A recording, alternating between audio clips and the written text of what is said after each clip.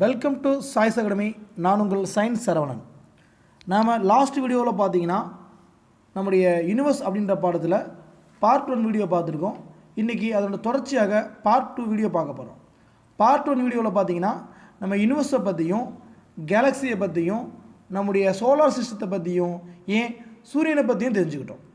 So அதுக்கப்புறமா நம்ம ரெண்டாவது வீடியோவில் என்ன பார்க்கலான்னு சொல்லியிருந்தோம்னு பார்த்தீங்கன்னா கோள்களை பற்றி பார்க்க போகிறோம், பிளானட்ஸை பற்றி பார்க்க போகிறோம். ஒவ்வொரு பிளானட்டை பற்றி நம்ம 9th ஸ்டாண்டர்ட் புக்கில் என்னென்ன கொடுத்துருக்காங்க அப்படின்னு பார்க்க போகிறோம். இதை பொறுத்த மட்டுக்கும் புக்கில் என்ன இருக்க விஷயங்களோ அதுதான். ஒரு சில விஷயங்கள் தவறுதலாக இருக்குது, அதை மட்டும் நம்ம திருத்திக்கிட்டால் போதும். ஏன்னா புக்கு அதுக்கப்புறம் பார்த்திங்கன்னா இந்த புக்கு அதுக்கப்புறம் ஒரு 2-3 வருஷம் ஆயிடுச்சு. ஸோ நிறைய மாற்றங்கள் இருக்குது இந்த பாடத்தில். அது எல்லாத்தையுமே இந்த புக்கில் பார்ப்போம். ஸோ இந்த வீடியோவில் பார்ப்போம். ரைட்டுங்களா? ஸ்டார்ட் பண்ணலாமா? கவனிங்க. ஃபஸ்ட்டு நம்ம பார்க்கக்கூடிய கோள் என்னென்னு பார்த்தீங்கன்னா புதன் என்னப்பா? மெர்க்குரி. நம்முடைய சூரியனுக்கு ரொம்ப பக்கத்தில் இருக்கக்கூடிய பாறைக்கோள் வகை தான் பார்த்திங்கன்னா புதன் கோள். இது பகலில் பார்த்திங்கன்னா ரொம்ப ஹீட்டாக இருக்கும், அதே நேரத்தில் நைட்டில் ரொம்ப குளிராக இருக்கும். நம்ம பாலைவனம் மாதிரி பார்த்திங்கன்னா, அதாவது பகலில் ரொம்ப ஹீட் ஆயிரும், நைட்டில் ரொம்ப குளிர், அந்த மாதிரி தான். ரைட்டுங்களா? இது பார்க்குறதுக்கு எப்படின்னா மங்களாகவும் இருக்கும், ரொம்ப சிறுசாகவும் இருக்கும். அதனால் அவ்வளோ சீக்கிரம் என்ன பண்ண முடியாது, வெறுங்கனால் பார்க்க முடியாது. ஆனால் ஒரு டெலஸ்கோப் மூலம் பார்த்திங்கன்னா நல்லா கிளியராக தெரியும்.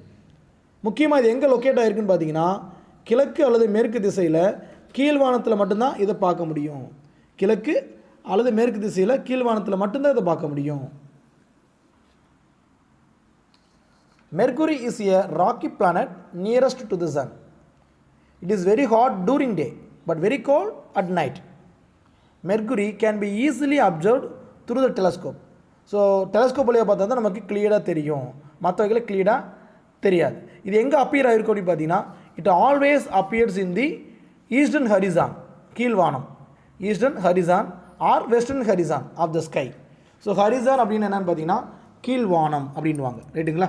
ரைட்டுப்பா. ஸோ புதனை பற்றி இவ்வளோ விஷயம் தான் கொடுத்துருக்காங்க. நம்ம அடுத்து பார்க்குறது என்னென்னு பார்த்தீங்கன்னா வெள்ளியை பற்றி பார்க்க போகிறோம். வெள்ளியை பற்றி நம்முடைய பழைய ஒரு வீடியோவில் பார்த்தீங்கன்னா, அதாவது சயின்ஸ் சிம்பிள், அறிவியல் எழுதி அப்படின்னு ஒரு ப்ரோக்ராம் பண்ணியிருப்பேன். அதில் வெள்ளிக்கோளை பற்றி நிறைய விஷயங்கள் சொல்லியிருக்கேன். நீங்கள் யூடியூப்பில் சர்ச் பண்ணி பார்த்தீங்கன்னா அது இருக்கும். நிறைய டீட்டெயில் வேணுன்றவங்க அதில் பார்த்துங்க. ரைட்டுங்களா? பட் இங்கே பார்த்தீங்கன்னா புக்கில் மட்டும் பார்க்க போகிறோம். கவனிங்க. வெள்ளின்னு என்னப்பா? வெள்ளின்ற கோளுக்கு ஆங்கிலத்தில் என்ன வரும்? வீனஸ் அப்படின்வாங்க. இது ஏறக்குறைய பார்த்தீங்கன்னா, அதாவது கிட்டத்தட்ட பூமியுடைய அளவை ஒத்த ஒரு சிறப்பு கோள் தான் வெள்ளி. நம்ம பூமி மாதிரி அதே சேம் அளவாக தான் இருக்கும் ஏறக்குறைய. அதே நேரத்தில் பார்த்திங்கன்னா நம்முடைய சோலார் சிஸ்டத்துலேயே இருக்கிறதுல இந்த கோள் தான் ரொம்ப ரொம்ப ஹாட்டான கோள், ரொம்ப சூடாக இருக்கும். அதாவது இருக்கிறதுலே பிரகாசமான கோள் நமக்கு தெரியும் மூன் தான். ஆனால் அதுக்கு அடுத்தபடியாக செகண்டரியாக பார்த்திங்கன்னா எது ரொம்ப பிரைட்டஸ்டான கோள் அப்படின்னு பார்த்திங்கன்னா வெள்ளி தான். அதாவது நிலவுக்கு அடுத்தபடியாக ரொம்ப பிரகாசமாக தெரியும். இது எங்கே லொக்கேட் ஆகிருக்கும் அப்படின்னு பார்த்தீங்கன்னா, இதுவும் நம்ம மேலே பார்த்தா அதே மாதிரி தான், புதன் கோள் மாதிரி தான். எங்கே இருக்கும்னா கிழக்கு மற்றும் மேற்கு திசையில் கீழ்வானத்தில் இருக்கும். அதாவது இதுவும் ஹரிசான், ஈஸ்ட் அண்ட் வெஸ்ட்டில் அந்த இடத்துல தான் அது லொக்கேட் ஆகியிருக்கும். முக்கியமான விஷயம் என்னென்னு பார்த்தீங்கன்னா வெள்ளியை பற்றி இந்த பாயிண்ட் தான் உங்களுக்கு எக்ஸாமில் கேட்க வாய்ப்பு இருக்குது. எந்த மாதிரி பாயிண்ட் அப்படின்னு பார்த்தீங்கன்னா, நல்லா கவனிங்க. எதிர் திசையில் சுழல்வதால் மற்ற கோள்கள்லாம் ஒரு டைரெக்ஷனை சுற்றுது அப்படின்னா, இது மட்டும் பார்த்திங்கன்னா ஆப்போசிட் டைரெக்ஷனில் ரொட்டேட் ஆகுது. அதே நேரத்தில் அப்போ என்ன சார் அர்த்தம்? சூரியன் இந்த ஒரு கோளில் மட்டும் மேற்க தோன்றி கிழக்க மறையுது. இப்போ நமக்கு கிழக்க தோன்றி மேற்க மறையுது, ஏன்னா நம்ம பூமி சுற்றி இருக்கக்கூடிய அந்த வியூவில் பார்த்தா அப்படி தான் தெரியும். ஆனால் அது ஆப்போசிட் டைரெக்ஷனில் சுற்றுறதுனால இது எப்படின்னு பார்த்தீங்கன்னா மேற்கில் தோன்றி கிழக்கில் மறையும். The planet spins in the opposite direction to all other planets. So unlike Earth, the sun rises in the west and set in the east here. ஓகேங்களா? இது எப்பயுமே ஆப்போசிட் டைரெக்ஷனில் தான் சுற்றும். அதனால் எப்படி தெரியும்? மேற்கில் தோன்றி கிழக்கில் மறைகிற மாதிரி தெரியும். அடுத்த பாயிண்ட் என்னென்னு பார்த்தீங்கன்னா, இது புதன் மாதிரி கிடையாது. எது மாதிரி கிடையாது? மெர்க்குரி மாதிரி, மன்னிக்கோங்க, நம்முடைய புதன் கோள் மாதிரிலாம் கிடையாது. இது இந்த மெர்க்குரி மாதிரிலாம் இல்லை. இது அதை காட்டி எதில் வித்தியாசப்படுது அப்படின்னு பார்த்தீங்கன்னா, அதை நம்ம டெலஸ்கோப் வழியாக மட்டும்தான் பார்க்க முடியும். இதை என்ன பண்ண முடியும்? பிரைட்டஸ்ட் பிளானட் அப்படின்றதுனால வெறும் கண்களால் என்ன பண்ண முடியும்? நம்மளால் ஈஸிலி விசிபிள், எளிதில் பார்க்க முடியும். அடுத்த கோள் நமக்கு ரொம்ப ரொம்ப ரொம்ப வேண்டப்பட்ட கோள். ஏன்னா நம்ம அதில் தான் வாழ்ந்துகிட்டு இருக்கோம். இப்போ நான் அதுலேருந்து கிளாஸ் எடுத்துகிட்டு இருக்கேன், நீங்கள் அதுலேருந்து கிளாஸ் கவனிச்சுட்டு இருக்கீங்க. ஸோ பூமி, த எர்த். ஸோ இந்த எர்த்தை பற்றி பார்க்கணும் அப்படின்னு பார்க்குறப்ப நம்ம எல்லாமே தெரிஞ்ச விஷயம் தான். எர்த்தை பற்றி என்னென்னா, நம்முடைய சோலார் சிஸ்டத்திலேயே உயிர்கள் வாழக்கூடிய ஒரு கோள். மற்ற எதுலேயும் உயிர்கள் கிடையாது. உயிர்கள் இருக்கான்னு ஆராய்ச்சி பண்ணிகிட்டு இருக்காங்க. ஆனால் உயிர்களுக்கு ஒரே கோள் என்ன தான்? நம்முடைய சோலார் சிஸ்டம் தான். அதுக்கப்புறம் பார்த்திங்கன்னா, இது ஏன் இந்த மாதிரி உயிர்கள் வாழ்கிற மாதிரி இருக்குன்னா, கரெக்டாக சூரியன்கிட்டருந்து சரியான டிஸ்டன்ஸில் இருக்கிறதுனால இங்கே பார்த்திங்கன்னா காற்று, மழைப்பொழிவு, வெப்பம் எல்லாம் கலந்து வந்துடுது. ஸோ அதனால் பார்த்திங்கன்னா உயிர்களும் தோன்றி வளருது. இதற்கு மிக முக்கியமான காரணம் சூரியன்கிட்டருந்து சரியான தொலைவில் அது லொக்கேட் ஆகிருக்கிற அந்த விஷயம்தான். அதனால தான் இங்கே ஓசோன் படலம் இருக்குது, அட்மாஸ்பியர் இருக்குது, வாட்டர் சோர்ஸ் இருக்குது, டெம்பரேச்சர் ஆகுது. இதெல்லாம் பார்த்திங்கன்னா அந்த சூரியன்கிட்டருந்து சரியான தொலைவில் இருக்கிறதுனால தான். ஒருவேளை பூமி இருக்கக்கூடிய இதே இடத்துல இன்னொரு கோள் பக்கத்தில் பார்த்திங்கன்னா அதே டிஸ்டன்ஸில் அதே ஆரமதிப்பில் இருக்கும் பட்சத்தில் கண்டிப்பாக அது நம்ம மாதிரி இன்னொரு பூமியாக தான் இருந்திருக்கும். அப்போ சரியான தொலைவில் இருக்கிறதுனால தான் இங்கே உயிர் வாழ்வது சாத்தியமாகுது. மிக முக்கியமாக பார்த்திங்கன்னா நம்ம பூமியுடைய மேற்பகுதியில் நீர்ப்பகுதி இருக்குது, நிலப்பகுதி இருக்குது. இதெல்லாம் சன்லைட் பட என்ன ஆகும்? கண்டிப்பாக ரிஃப்ளெக்ஷன் நடக்கும். இந்த ரிஃப்ளெக்ஷனால் நம்ம பூமி எந்த கலரில் தெரியும் அப்படின்னு பார்த்தீங்கன்னா, நல்லா கவனிங்க, நீலம் கலந்த பச்சை நிறத்தில் தான் தெரியும். எப்படி தெரியும்? நீலம் கலந்த பச்சை நிறம் எப்பயுமே அப்படி தான் தெரியும். காரணம் ரிஃப்ளெக்ஷன். எல்லா பொருளோட ரிஃப்ளெக்ஷனால தான் அப்படி தெரியுது. சரிங்களா? இது ரொம்ப முக்கியம்ப்பா. From space the earth appears blue is green. இது எங்கே பார்க்கலாம்னா, விண்வெளி வீரர்கள்லாம் பார்த்திங்கன்னா இந்த ஸ்பேஸுக்கு போகிறப்ப மேலேருந்து பூமியை ஃபோட்டோ எடுத்துருப்பாங்க. சும்மா கூகுளில் போட்டு பாருங்கள், வரும். அது எப்படி தெரியும்? நீலம் கலந்த பச்சையாக தான் இருக்கும், ப்ளூ இஸ் க்ரீனாக தான் இருக்கும். இதுதான் பூமியுடைய கலர். அடுத்த கோள் செவ்வாய். இந்த கோளை பற்றி ஆராய்ச்சி பண்ணுறதுக்கு தான் நம்ம இந்திய அரசு எந்த மாதிரி ஒரு செயற்கைக்கோள் அனுப்பிச்சிருக்கு? மங்கள்யான் அப்படின்ற செயற்கைக்கோள் அனுப்பிச்சிருக்கு. ஓகே, இது என்னென்னு பார்த்தீங்கன்னா, நம்முடைய பூமியுடைய சுற்றுப்பாதைக்கு வெளியில் அமைஞ்சிருக்க முதல் கோளே செவ்வாய் தான். மிக முக்கியமான பாயிண்ட்டுப்பா. The first planet outside the orbit of the earth is a Mars. Okay, so செவ்வாய் அப்படின்னு ஏன் பேர் வந்துச்சுன்னா, சிவப்பு நேரத்தில் இருக்கிறனால நமக்கு பேரே அப்படின்னு எப்படி வந்திருக்கு? செவ்வாய்னு வந்திருக்கு. இதனால் என்ன சொல்லுவாங்கன்னா, ரெட் பிளானட், சிவப்பு கோள் அப்படின்வாங்க. இதுக்கு 2 இயற்கை துணைக்கோள் இருக்குப்பா. எத்தனை இயற்கை துணைக்கோள்? 2 இயற்கை துணைக்கோள். துணைக்கோளாக சேட்டலைட் நம்ம இங்கேருந்து அனுப்புறது. பட் இது எப்படி? Natural satellite. It has 2 small natural satellite. What are they? First one is the Deimos, இன்னொன்று போபோஸ். டீமோஸ், போபோஸ், இது ரெண்டும் பார்த்தீங்கன்னா செவ்வாயுடைய துணைக்கோள்கள். டீமோஸ் ஸ்பெல்லிங் பார்த்துங்க, DEIMOS. போபோஸ் அப்படின்னா BHOBOS. ஸோ இந்த ரெண்டுமே செவ்வாயுடைய துணைக்கோள்கள், அதுவும் இயற்கை துணைக்கோள்கள். அடுத்த கோள் பார்த்திங்கன்னா வியாழன், ஜூபிட்டர். இதுதான் பார்த்திங்கன்னா இருக்கிற கோள்லேயே ரொம்ப பெரிய கோள், பிக்கஸ்ட் பிளானட். எது? வியாழன். எந்த அளவுக்கு பெருசு அப்படின்னு பார்த்தீங்கன்னா, நம்ம பூமியை கம்பேர் பண்ணுறப்ப 11 டைம்ஸ் பெருசு. அதாவது பூமியோட கம்பேர் பண்ணுறப்ப இந்த சைஸ் லெவலில் பார்த்தீங்கன்னா ஏறக்குறைய பார்த்தீங்கன்னா 11 மடங்கு பெருசு. அதே மாதிரி இடையில பார்த்தீங்கன்னா மாஸில் 318 மடங்கு பெருசு. இதில் மொத்தம் பார்த்தீங்கன்னா 3 ரிங் இருக்கும். இந்த வியாழனை சுற்றி 3 வளையங்கள் இருக்கும். 65 நிலவுகள் இருக்குன்னு உங்கள் புக்கில் கொடுத்துருக்காங்க. ஆனால் 65 நிலவுகள் என்பது தவறு சார். 65 தவறுன்னா இப்போ எவ்வளோ சார் அப்படின்னா 53 + 26. அதாவது அதிகாரப்பூர்வமாக 53க்கு பேர் வச்சுட்டாங்க, இன்னும் 26க்கு இன்னும் அஃபிஷியல் நேம் வைக்கலை. ஏறக்குறைய பார்த்தீங்கன்னா 79 நிலவுகள் இருக்குது. இப்போ வரைக்கும் 79 நிலவுகள் இருக்குது. ஏன்னா புக்கில் 65 தான் இருக்குது.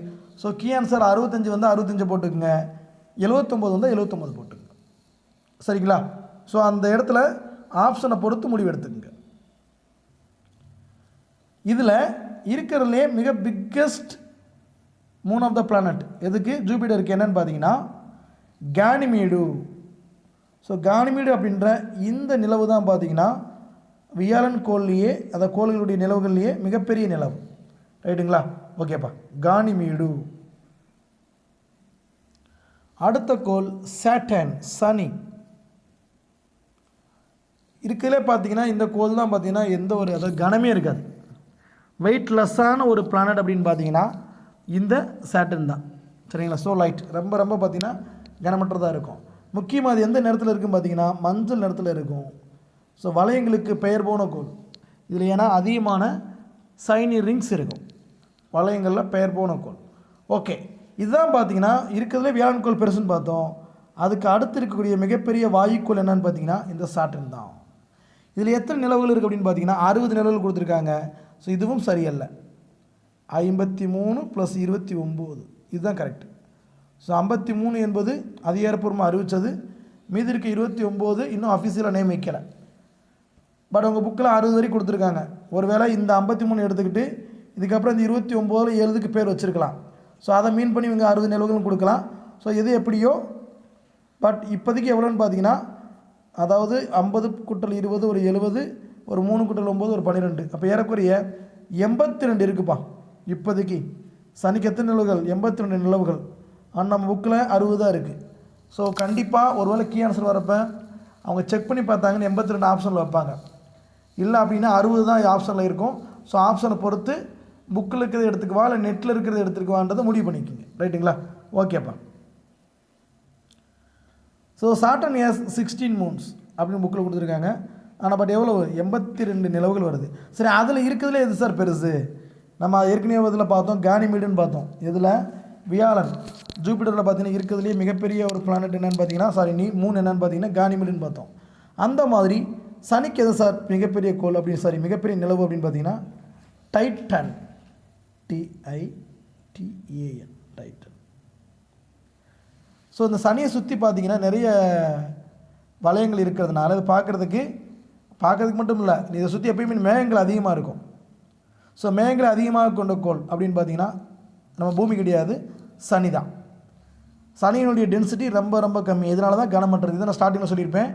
ஸோ புவியை விட 30 மடங்கு அடர்த்தி குறைவானது. இந்த கோலே பார்த்தீங்கன்னா எப்படி இருக்கும்? ஸோ லைட், ரொம்ப ரொம்ப ரொம்ப கனமில்லாத தான் இருக்கும். ஓகேங்களா? அடுத்தது பார்க்கலாமா? கவனிங்க. அடுத்து பார்க்குற கோள் பார்த்தீங்கன்னா யுரேனஸ். இது பார்த்தீங்கன்னா ஒரு குளிர் மிகுந்த ஒரு வாயு பெருங்கோள். குளிர் மிகுந்த வாயு பெருங்கோள் பார்த்தீங்கன்னா யுரேனஸ். இது அவ்வளோ சீக்கிரம் நம்ம வெறுங்கனாலாம் பார்க்க முடியாது. எப்படி தான் பார்க்க முடியும்? பெரிய தொலைநோக்கி, நார்மல் தொலைநோக்கிலாம் கிடையாது, பெரிய தொலைநோக்கி மூலம் மட்டும் தான் பார்க்க முடியும். So Uranus is a cold gas giant and it can be seen only with help of large telescope. இன்னொன்று, இது ரொம்ப ஸ்லோப்பாக இருக்கும், சாய்ந்த சுழலச்சை கொண்டிருக்கும். It has greatly tilted axis of rotation. அதனால் பார்க்குறதுக்கு எப்படி தெரியும்னா உருண்டோடுற மாதிரி இருக்குமா, ஆர்பிட்டால் மோஷனில் இருக்கும் அப்படின்றாங்க. அது மட்டும் இல்லை, இந்த மாதிரி சாஞ்சு இருக்கிறதுனால தான் பார்த்தீங்கன்னா இந்த யுரேனஸில் கோடை காலமும் குளிர்காலம் எப்படி இருக்கான்? ரொம்பவும் நீண்ட காலமாக இருக்கான். ஸோ நீண்ட காலம் எவ்வளோ சார்? அதாவது யுரேனஸில் ஒரு முறை அதாவது குளிர்காலமும் கோடை காலம் வந்துட்டு போகிறப்ப ஒருத்தர் பார்த்திங்கன்னா தன்னுடைய வாழ்நாளை ஒரு முறை தான் பார்க்க முடியும். இங்கே பாருங்கள், ஒரு முறை 42 ஆண்டுகள், அடுத்து வரப்போ 84, அதுக்குள்ளே ஆள் அவுட் ஆகிடுவாப்புல அப்படின்றப்ப. இல்லை, நம்ம இந்தியனுடைய சராசரி வயசை வச்சு சொல்கிறேன், 60 தான் இருக்காங்க. அப்போ 42 ஆண்டு ஆகி போச்சுன்னா அடுத்து அதே இதை பார்க்குறது கஷ்டம். கோடை காலத்துலேருந்து குளிர்காலத்துக்கு பார்க்குறதுக்கு முன்னாடியே ஆள் கிளம்புனாலும் உண்டு, இல்லை கோடை காலத்திலே கிளம்புனாலாம் இருக்குது. அப்போ கோடை காலத்துக்கும் குளிர்காலத்துக்கும் இடையிலேயே மிக நீண்ட இடைவெளி இருக்குது. ஏறக்குறைய பார்த்திங்கன்னா 42 ஆண்டுகள். மிகப்பெரிய விஷயம். Due to its peculiar tilt it has the longest summers and winters each lasting 42 years. அடுத்தது பார்த்திங்கன்னா நெப்டியூன். நெப்டியூன் எப்படி இருக்குன்னா ஏறக்குறைய பச்சை நிற விண்மீன் போன்று இருக்கும். It appears a greenish star. பச்சை நிற விண்மீன் மாதிரி இருக்கும். இது சூரியன் பார்த்திங்கன்னா ரொம்ப 8ஆவதாக இருக்கக்கூடிய ஒரு கோள். மிகவும் காற்று வீசக்கூடிய கோள். ரொம்ப முக்கியம். இருக்கிற கோள்கள் இங்கே தான் பார்த்திங்கன்னா விண்டிஸ்ட் ரொம்ப அதிகமாக இருக்கும். 248 ஆண்டுகளுக்கு ஒரு முறை பார்த்திங்கன்னா அது தன்னுடைய சுற்றுப்பாதையவே இது கடந்து வரும். எத்தனை ஆண்டுகளுக்கு? 248 ஆண்டுகளுக்கு ஒரு முறை. ஸோ அது மட்டுமல்ல, தன்னுடைய சுற்றுப்பாதையை இது கடக்கிறதுக்கு பார்த்திங்கன்னா 20 ஆண்டுகளுக்கு அப்படியே தொடர்ச்சி கண்டினியூட்டி ஆகுமா. இதுவும் மிகப்பெரிய விஷயம். அதாவது Pluto crosses orbit, the situation continues for 20 years. பாடி. அது மட்டும் இல்லை, இதுக்கு 13 நிலவுகள் இருக்குது அப்படின்னு புக்கில் கொடுத்துருக்காங்க. பட் ஆக்சுவலாக அக்யூரேட் ஆன்சர் என்ன பார்த்தீங்கன்னா 14 நிலவுகள் இருக்குது. நெப்டியூனுக்கு இன்னொரு நிலவு கண்டுபிடிச்சிட்டாங்க. 14 நிலவுகள் இருக்குது. ஆனால் புக்கில் 13 தான் இருக்குது. ஆப்ஷனில் 13 இருந்தால் 13 எடுத்துங்க, 14 இருந்தால் 14 எடுத்துங்க. சார் ரெண்டுமே வந்து நாங்கள் என்ன சார் பண்ணுறது அப்படின்னா 14 எடுங்க, தப்பு கிடையாது. சரிங்களா? எது கரெக்டாக ரீசெண்ட் அப்டேஷன் தான், அதுக்கு தான் பார்த்தீங்கன்னா கீ கொடுப்பாங்க. அதனால் 14 வச்சுக்கேன். ஓகே, இந்த நெப்டியூனில் இருக்கிறதுல ரொம்ப அதாவது லார்ஜஸ்ட் மூன் என்னன்னு பார்த்தீங்கன்னா ட்ரைட்டான். ஸோ ஏற்கனவே சொன்ன மாதிரி இருக்குது சார், அது டைட்டன். அது எதுக்கு வரும்? டைட்டன் சனிக்கோளுக்கு வரும். இது ட்ரைட்டான். அந்த நிலவு தான் பார்த்தீங்கன்னா நெப்டியூன்லேயே மிக பெருசு. அது மட்டும் இல்லை, இதுக்கு இன்னொரு ஸ்பெஷல் கேரக்டர் இருக்குது. என்னென்னு பார்த்தீங்கன்னா சூரிய மண்டலத்தில் கோளின் சுழற்சிக்கு எதிர் திசையில் சுற்றும் ஒரே நிலவு, ஆப்போசிட் டைரக்ஷனை சுற்றக்கூடிய ஒரே நிலவு என்னன்னு பார்த்தீங்கன்னா இந்த ட்ரைட்டான் தான். இதுவும் வந்து நம்முடைய டிஎன்பிசியில் கேட்க வாய்ப்புகள் உண்டு. Triton is the only moon in the solar system that moves in the opposite direction to the direction in which its planet spins. Okay, 8 கிரமா 8 கோள்கள் பார்த்துட்டோம் சார். ப்ளூட்டோ இல்லையே நினச்சிடாதீங்க. ப்ளூட்டோவை கோளில் இருந்து என்ன பண்ணிட்டாங்க, எடுத்துட்டாங்க அந்த லிஸ்ட்லேருந்து. ஓகே, நம்ம இதை தவிர்த்து நம்ம சூரிய மண்டலத்தில் வேறு என்னென்ன பொருள் இருக்குது அப்படின்னு பார்த்தீங்கன்னா சிறு கோள்கள் இருக்குது. சிறு கோள்கள் அப்படின்றது என்னென்னா ஆஸ்டிராய்ட்ஸ். பெருங்கோள்கள் தான் நம்ம வாழ்ந்துகிட்டு இருக்கோம். அதை காட்டு ரொம்ப அது சின்ன பாறை துண்டுகளை பார்த்தீங்கன்னா சிறு கோள்கள் அப்படின்றாங்க. ஸோ இந்த இடத்துல ஆஸ்டிராய்ட்ஸ்னு என்னன்னு பார்த்தீங்கன்னா நம்முடைய செவ்வாயுடைய சுற்றுப்பாதைக்கும் வியாழனுடைய சுற்றுப்பாதைக்கும் வியாழனுடைய சுற்றுப்பாதைக்கும் இடையில வந்து மிகப்பெரிய ஒரு கேப் இருக்குது. There is a large gap is between the orbits of Mars and Jupiter. Okay, so இந்த இடைவெளி என்ன சார் பண்ணுது? இந்த இடைவெளியில் தான் கோள்கள் தோன்றப்ப லட்சக்கணக்கான பாறை துண்டுகள் ஒரு பட்டை மாதிரி சுற்றி வந்துட்டு இருக்கும். இதைத்தான் என்ன சொல்கிறாங்க, சிறு கோள்கள் அப்படின்றாங்க. அது மீதி இருக்கக்கூடிய எச்சங்கள் அப்படின்றலாம். அந்த கோள்கள்லேயே செரஸ் அப்படின்றது தான் பார்த்திங்கன்னா மிக பெரிய சிறுகோள். ஆஸ்திரேலியாவிலேயே ரொம்ப பெருசானது என்னென்னு பார்த்தீங்கன்னா செரஸ், CERES. ஏறக்குறைய பார்த்திங்கன்னா 946 கிலோமீட்டர் டயமீட்டர் மட்டும். அதாவது ஒரு 50 மில்லியன் வருஷத்துக்கு முன்னாடி நம்முடைய பூமியின் மீது சிறுகோள்கள் வீழ்வதுண்டு. சொல்லுவாங்க, டே பெரிய பாறை வருதாம்டா, பூமி எப்படி தூக்கிட்டு போகுது அப்படின்வாங்க. ஸோ அது எல்லாமே ஆஸ்டிராய்ட்ஸ், சிறுகோள்கள் தான். அது ஏறக்குறைய எவ்வளோ இருக்குமா? 10 கிலோமீட்டர் அகலம் இருக்குமா?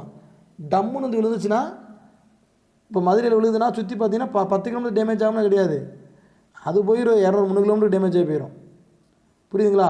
அப்போ இந்த மாதிரி இருக்கிறதுனால இதை வந்து பெரிய தொலைநோக்கி லார்ஜ் டெலஸ்கோப்பில் மட்டும்தான் வியூ பண்ண முடியும். இது ஆஸ்டிராய்ட்ஸு. ஓகே, அடுத்தது பார்த்தீங்கன்னா கேமிட்ஸ், வால் விண்மீன்கள். இதை பற்றி கேள்விப்பட்டிருப்பீங்க. ஏதாச்சும் ஒன்று வானத்திலேருந்து கீழே விழுகிற மாதிரி தெரியும், துப்பிட்டு என்ன பண்ணுவோம், திரும்ப எப்பயும் போது நம்ம வேலையை பார்க்க ஆரம்பிச்சிடும். இதுக்கு பேர் என்னது? வால் விண்மீன்கள், காமிட்ஸ் அப்படின்வாங்க. இது பார்த்தீங்கன்னா அதி நீள்வட்ட பாதையில் சூரியனை சுற்றி வரக்கூடிய டஸ்ட்டு, அது மட்டுமல்ல பனி நிறைந்த பொருட்கள், ஸ்னோவாக இருக்கக்கூடிய அந்த ஆப்ஜெக்ட்ஸ், இது எல்லாமே சேர்ந்து பார்த்தீங்கன்னா வால் மீன்கள் உருவாகிறதுக்கு காரணமாக இருக்குது. எது? காமிட்ஸ் உருவாகிறதுக்கு காரணமாக இருக்குது. இதனுடைய சுற்றுக்காலம் அதிகமாப்பா. எதுக்கு? இந்த ரெண்டாவது பார்க்க காமிட்ஸுக்கு சுற்றுக்காலம் ரொம்ப ரொம்ப அதிகம், இந்த ரெவால்யூஷன் பீரியட். இதனால் என்ன ஆகுது அப்படின்னு பார்த்தீங்கன்னா, ஸோ அந்த சூரியன் நெருங்குறப்ப அது ஆவியாகி தலை மற்றும் வால், ஹெட்டு டெயில் அந்த மாதிரி ஒரு அமைப்பு வந்துடும். ஒரு சில வால்வின் மீன்கள் பாருங்கள், நமக்கு ரொம்ப ஆச்சரியமாக இருக்கும். 160 மில்லியன் கிலோமீட்டர்லாம் இருக்குமா, அதாவது 16 கோடி மீட்டர் லாங் டிஸ்டன்ஸில் இருக்குமா, அந்தளவுக்கு இது காணப்படும் அப்படின்றாங்க. இது நீங்கள் பூமிக்கும் சூரியனுக்கு நடுவில் இருக்கக்கூடிய அந்த தொலைவோட கம்பேர் பண்ணி பார்த்தீங்கன்னா ரொம்ப ரொம்ப ரொம்ப அதிகம். புரியுதுங்களா? ஓகே, அது மட்டும் இல்லை, ஒரு சில விண்மீன்லாம் பார்த்தீங்கன்னா திரும்ப திரும்ப வந்து உண்டாகிட்டே இருக்கும். அந்த மாதிரி ஒரு எக்ஸாம்பிள் தான் பார்த்தீங்கன்னா ஹாலி விண்மீன். என்ன விண்மீன்? ஹாலி விண்மீன். இது 76 வருஷத்துக்கு ஒரு முறை தான் தெரியும். லாஸ்ட்டு 1986 பார்த்துருக்காங்க, அப்புறம் 2062 தெரியும். எங்கே சார் பார்ப்போமா இல்லையானே தெரியலையே, கஷ்டம்தான். ஓகேங்களா? ஸோ 76 ஆண்டுகளுக்கு ஒரு முறை இது மீண்டும் தெரியக்கூடிய விஷயம். எது? இந்த மேலே பார்த்த கேமிட்ஸ். அடுத்த தலைப்பு விண்கற்கள் மற்றும் விண்வீல் கற்கள். மெட்டியோர்ஸ் அண்ட் மெட்டியோரைட்ஸ் ரெண்டுக்கு வேறு வேறு. விண்கற்கள் வேறு, விண்வீல் கற்கள் வேறு. பார்க்கலாமா? சரி, மன்னிக்கும், ரெண்டு வேறு வேறுன்ற தவறு, ரெண்டு ஒன்று தான். விண்கற்கள் மற்றும் விண்வீல் கற்கள்.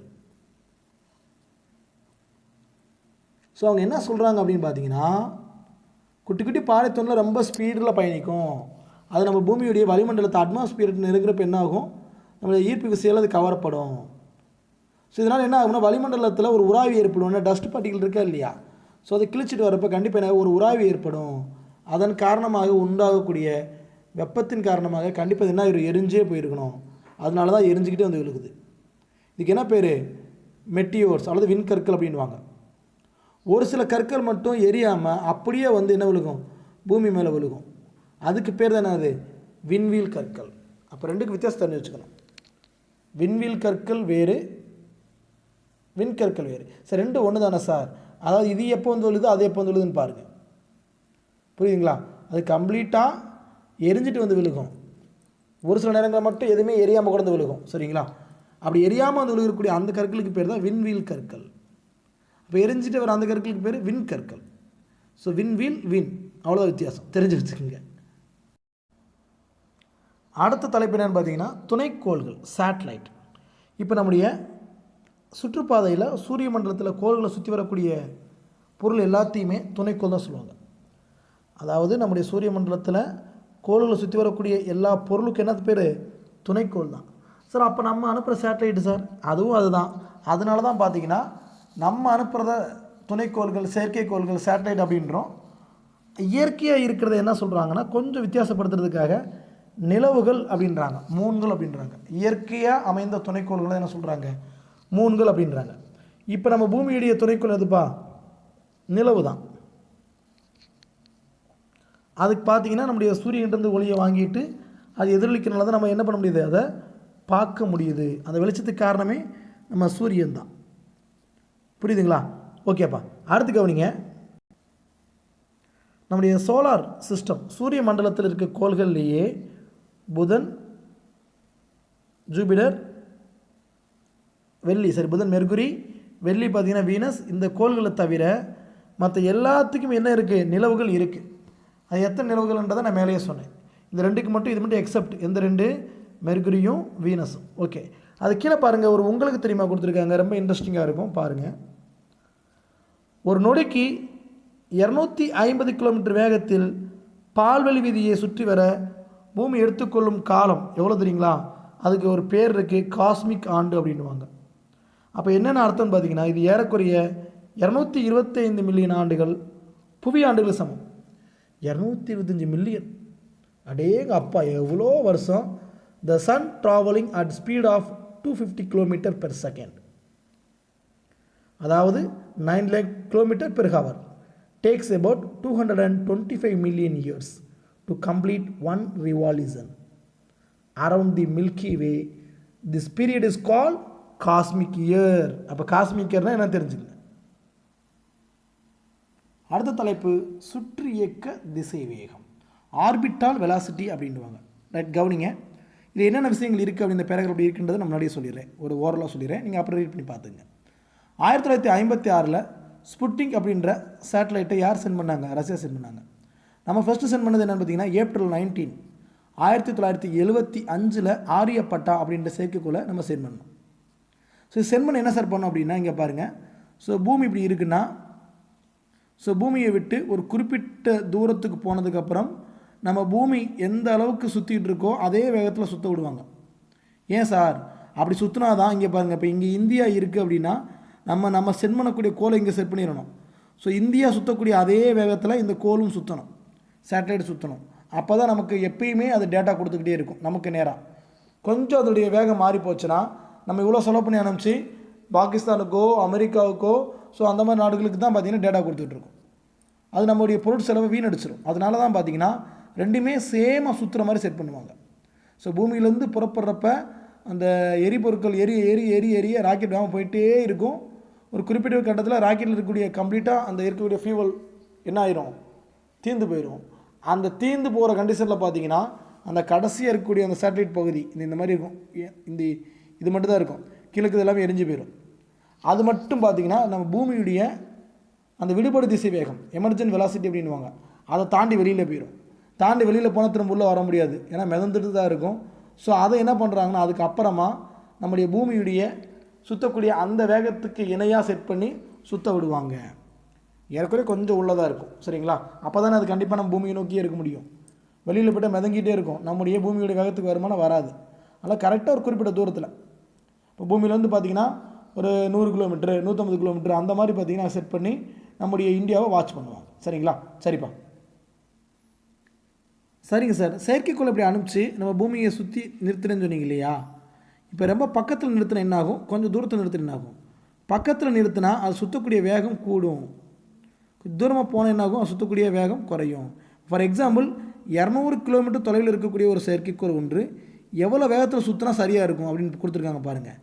27,400 கிலோமீட்டர் பெர் மணி. ஒரு மணி நேரத்துக்கு 27,400 கிலோமீட்டர். ஸோ நம்ம பைக்கில் பர்ன்னு போகிறோம், அதுவே இப்போ 100 கிலோமீட்டர் போகிறப்ப 108 வந்துடுது அப்படின்றாங்க. இங்கே பாருங்கள், ஒரு மணி நேரத்துக்கு 27,400 கிலோமீட்டர் வேகத்துக்கும் இன்னும் கொஞ்சம் அதிகமாக வேகத்தில் போகணும். ரைட்டுங்களா? அப்போ தான் பார்த்தீங்கன்னா அது 24 மணி நேரத்தில் பூமியை சுற்றி வந்துகிட்டே இருக்கும். ஸோ அந்த சுழற்சி காலமும் 24 மணியாக இருக்கிறதுனால, நல்லா கேளுங்க, சேமாக இருக்கிறதுனால அப்படி ரெண்டு ஒன்றா இருக்கும். ஃபார் எக்ஸாம்பிள் பைபாஸ் ரோட்டில் பார்த்தீங்கன்னா ஒரு பஸ் நம்ம போயிட்டுருக்கோம், பக்கத்தில் இன்னொரு பஸ் வருது, ரெண்டு பஸ்ஸுமே பஸ்ஸில் ஸ்பீடாக போனால் பக்கத்தில் இருக்க வண்டி நின்றுட்டு இருந்த மாதிரியே இருக்கும். அந்த ஒரு ஃபீல் இருக்குமா? ஸோ அந்த மாதிரி தான் இந்த இடத்துல. சரிங்களா? ரைட்டுப்பா. அதாவது ஒரே ஸ்பீடில் போச்சுன்னா ஒரே இடத்துல இருக்கிற மாதிரி இருக்கும். அதை தான் கொடுத்துருக்காங்க, வாட்ச் பாருங்கள், உங்களுக்கு புரியும். ஓகே, சரிங்க சார். இப்படி ஒரு குறிப்பிட்ட வெலாசிட்டியில் போனால் வெளியே போக சொன்னீங்களே, அந்த வெலாசிட்டி கண்டுபிடிக்க முடியுமா? அதுக்கு ஒரு ஃபார்முலா இருக்குது. So V = √gm/r+h. அந்த ஃபார்முலா என்னன்னு தெரிஞ்சுக்குவோம். ஸோ ஜின்றது ஈர்ப்பியல் மாறிலி அப்படின்வாங்க. இல்லை, ஜின்றது என்னது? ஈர்ப்பியல் மாறிலி, கிராவிடேஷனல் கான்ஸ்டன்ட் அப்படின்வாங்க. இந்த வேல்யூ அவங்களே கொடுத்துருக்காங்க, 6.673 வரும். ஸோ பரவாயில்ல, 3 போடலை, 6.67 கொடுத்துருக்காங்க, போதும். Into 10⁻⁻11 Nm² kg/-2. புவி நிறை ஆல்ரெடி சொல்லி வச்சுட்டாங்க, 5.972 இன்ட்டு 10⁻24 கிலோமீட்டர். ஓகே. அடுத்து புவியின் ஆரம் 6371 kilometre. Very important one word. H புவிப்பரப்பிலிருந்து செயற்கைக்கோள் உயரம். நம்ம எவ்வளோ உயரம் வேணுமோ அந்த உயரத்தை இதில் சப்ஸ்டியூட் பண்ணோம்னா நம்ம எவ்வளோ வேகத்தில் போனால் இந்த பூமியுடைய விடுபாடு எமர்ஜென்ட் வெலாசிட்டி விட்டு வெளியே போக முடியும் அப்படின்றத இந்த ஃபார்முலாவை தெரிஞ்சு வச்சுக்கலாம். இந்த ஃபார்முலா ரொம்ப முக்கியம். இதை பயன்படுத்தி கீழே கணக்குகள் கொடுத்துருக்காங்க. ஸோ ஒர்க் அவுட் பண்ணி பாருங்கள், சிம்பிளாக தான் இருக்கும். தெரியாத பட்சத்துக்கு எனக்கு கமெண்ட் பண்ணுங்கள், நான் சொல்லித்தரேன். அடுத்து, உங்களுக்கு தெரியுமா நுண் ஈர்ப்பு என்பது பொருட்கள் அல்லது மனிதர்கள் எடையற்று இருப்பது போல தோன்றும் நிலை. பேர் என்னது? நுண் ஈர்ப்பு. நுண்ணீர்ப்பு அப்படின்னா என்னென்னா எடையற்ற ஒரு நிலையை தான் அப்படி சொல்கிறாங்க. புரியுதுங்களா? அதாவது micro gravity is the condition in which people are objects appears to be weightless. அது மட்டுமல்ல, விண்வெளி வீரர்களும் ஒரு சில பொருட்களும் விண்வெளியில் மிதக்கும் பொழுது நுண்ணீர்ப்பின் விளைவுகளை நாம் அறியலாம். ஸோ நுண்ணீர்ப்புனா அப்படின்னு என்னப்பா? நுண்ணீர்ப்புனா என்னது? ஸோ நுண்ணீர்ப்பு அப்படின்றப்ப சீம்ஸ் அப்படின்வாங்க. என்ன சொல்லுவாங்க? Seems. So micro means very small. So micro gravity refers to the condition where gravity seems to be very small. கீழே ஒரு டியூனோ கொடுத்துருக்காங்க. அனைத்து விண்மீன்களும் கிழக்கிலிருந்து மேற்காக நகர்வது போல் தோன்றினாலும் ஒரே ஒரு விண்மீன் மட்டும் நகராமல் அப்படியே இருக்கிற மாதிரி இருக்கும்.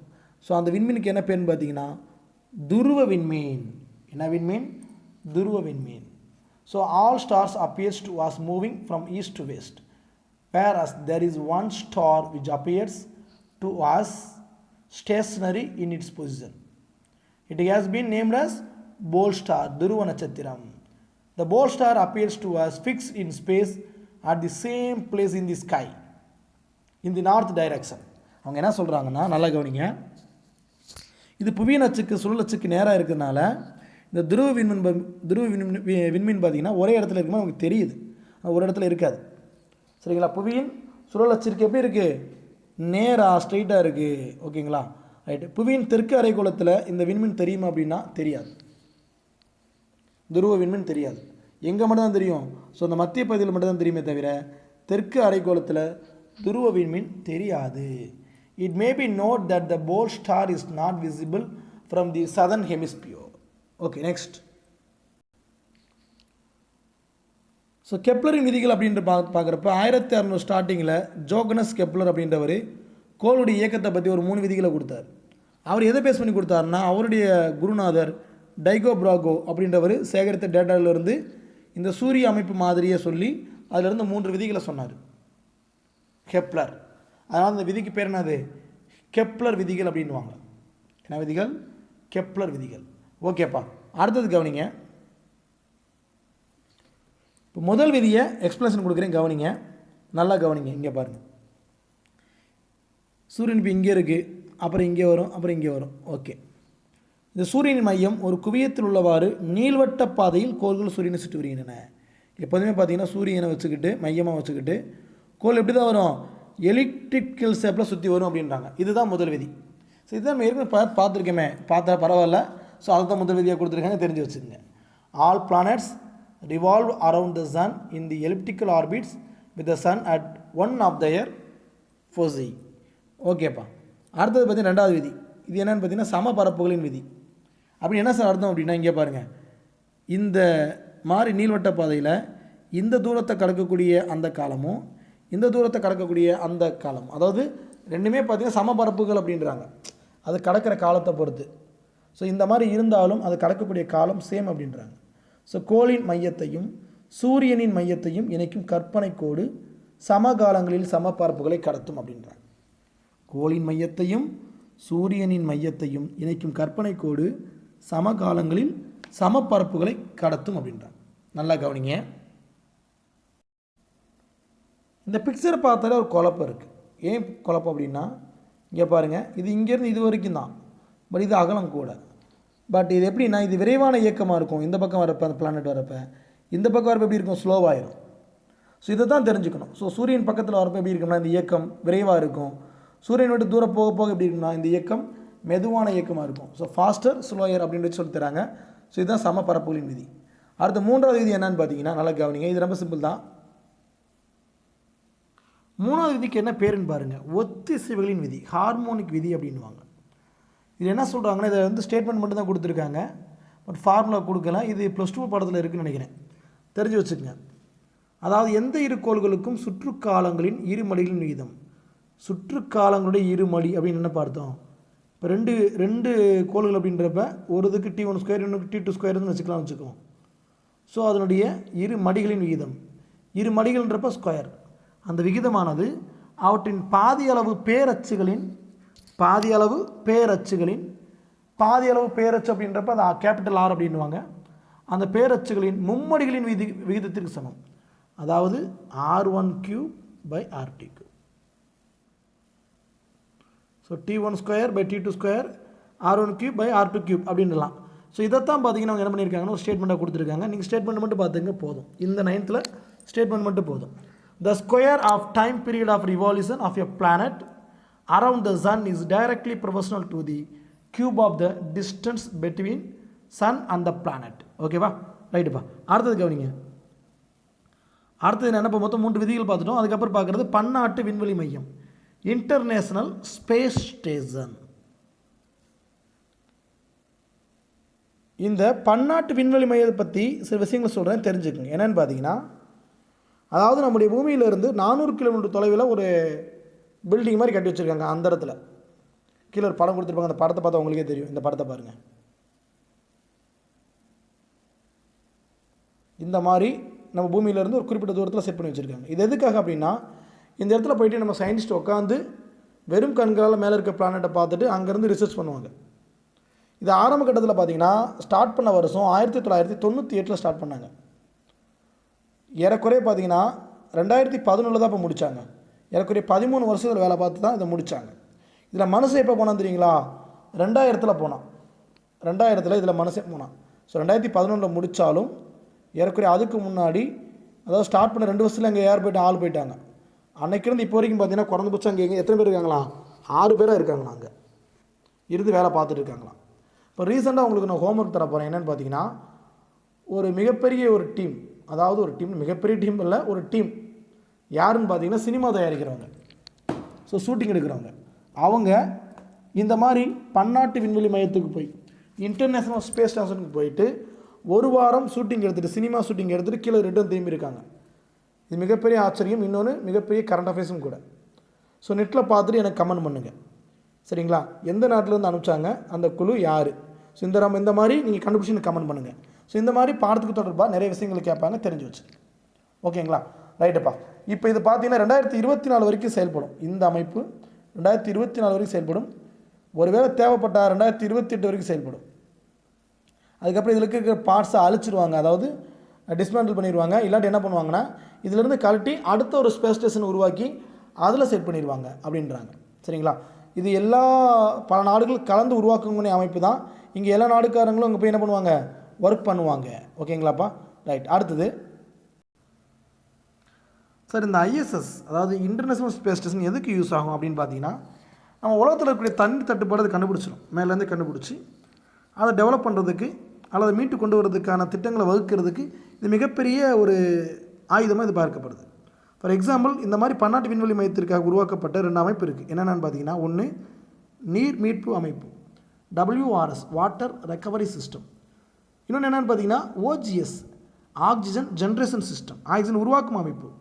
ஸோ இந்த மாதிரி அமைப்பு என்ன பண்ணுச்சுன்னா, ஈராக் நாட்டில் சுத்தமான குடிநீர் இல்லை அப்படின்னு கண்டுபிடிச்சி திரும்ப அந்த ஒரு கிராமத்தை காப்பாற்றி மீண்டும் அந்த கிராமத்தில் அங்கே மக்கள் வாழ்வதற்கு வழிவகை செஞ்சுருக்காங்க. மிகப்பெரிய விஷயம். அதாவது have already saved a village in Iraq from being deserted due to the lack of clean water. அடுத்து பார்த்தீங்கன்னா ஒரு ட்ரீட்மெண்ட் மெத்தட், ஐ ட்ராக்கிங் டெக்னாலஜி அப்படின்வாங்க, கண்ணை தொடரும் தொழில்நுட்பம் அப்படின்வாங்க.